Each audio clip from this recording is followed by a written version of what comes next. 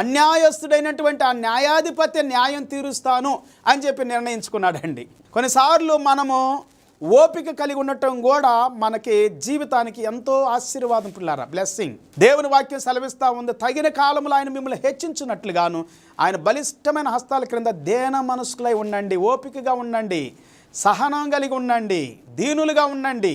తప్పక న్యాయం తీరుస్తాడు.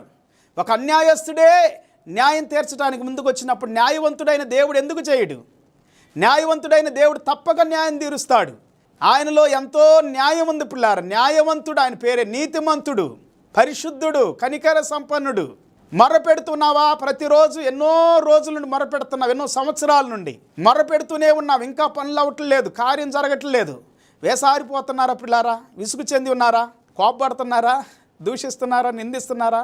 లేకపోతే క్రైస్తవ్యాన్ని, క్రీస్తుని విడిచిపెట్టాలనుకుంటున్నారా? ఎంతోమంది జీవితాలు అలాగ